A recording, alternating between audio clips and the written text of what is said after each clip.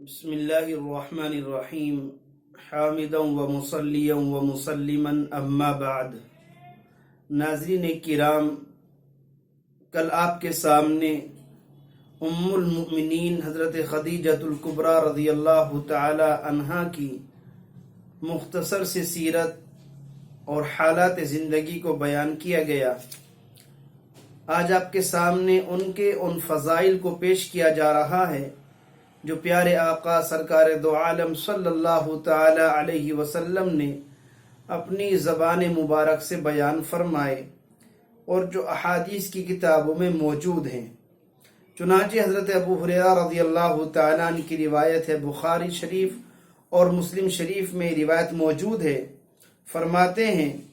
کہ جبرائیل علیہ السلام اللہ کے نبی کے پاس آئے اور آ کر کے عرض کیا، یا رسول اللہ،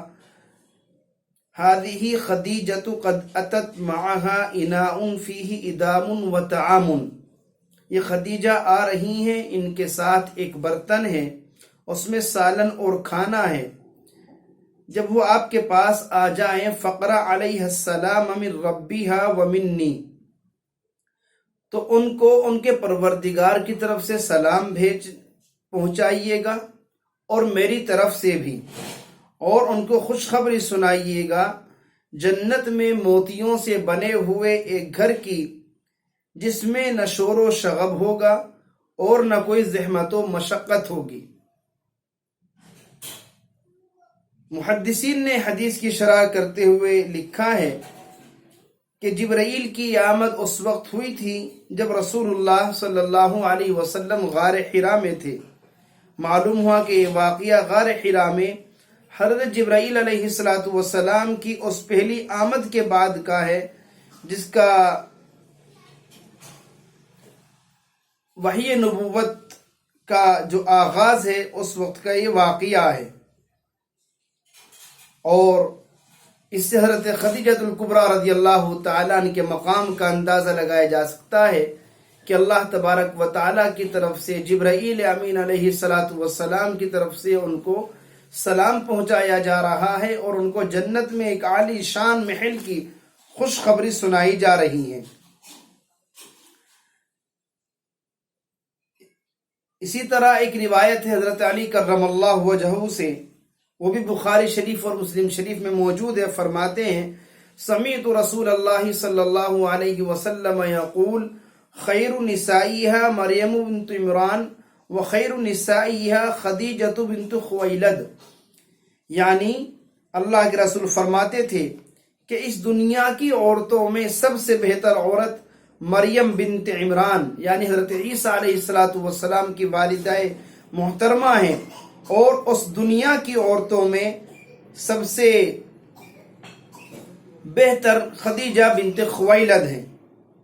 یعنی ہماری اس دنیا کی تمام عورتوں میں سب سے بہتر اور بالا تر حضرت عیسیٰ علیہ السلام کی والدہ ماجدہ حضرت مریم بنت عمران اور اللہ کے رسول صلی اللہ علیہ وسلم کی زوج محترمہ ام المؤمنین حضرت خدیجہ بنت خویلد ہیں، یعنی دونوں کا مرتبہ برابر ہے۔ اور بعض محدثین نے حدیث کا مطلب بیان کیا کہ حضرت مریم پہلی امتوں کی تمام عورتوں میں بہتر اور بالا تر ہیں، اور حضرت خدیجہ اس امت محمدیہ کی تمام عورتوں میں بہتر اور بالا تر ہیں۔ اسی طرح کی روایت حضرت عائشہ صدیقہ رضی اللہ تعالی عنہا سے فرماتی ہیں،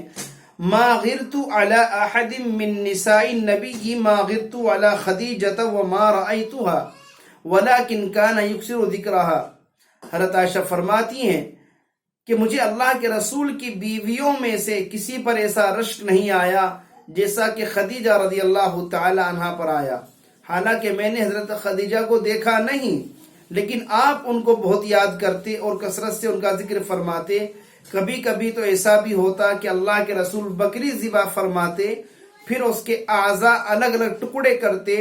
پھر وہ ٹکڑے خدیجہ رضی اللہ تعالی عنہا سے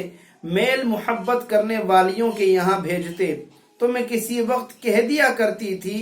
انہا کانت وکانت وکان لی منہا ولدن،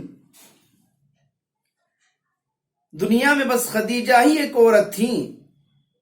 حضرت عائشہ فرما دیا کرتی تھی کہ بس دنیا میں ایک عورت خدیجہ تھیں، اللہ کے رسول فرماتے کہ وہ ایسی تھیں اور ان سے میری اولاد ہوئی۔ تو یہ بھی حضرت خدیجہ الکبریٰ رضی اللہ تعالیٰ عنہ کا یہ مقام اور فضیلت کہ اللہ کے رسول ان کے دنیا سے چلے جانے کے بعد بھی کثرت سے ان کا ذکر فرماتے اور ان کے نام پر بکری ذبح کر کے جو حضرت خدیجہ الکبریٰ رضی اللہ تعالیٰ عنہ کی سہیلیاں ہیں ان تک آپ ہدایہ اور تحائف پیش فرماتے۔ یہ 3 حدیثیں آپ کے سامنے پیش کی گئی ہیں۔ حضرت ابو ہریرہ رضی اللہ تعالیٰ عنہ کی روایت، حضرت علی کرم اللہ وجہہ کی روایت، حضرت عائشہ رضی اللہ تعالیٰ عنہ کی روایت، یہ تینوں روایتیں شیخین نے نقل کی ہیں۔ بخاری اور مسلم شریف میں یہ روایتیں موجود ہیں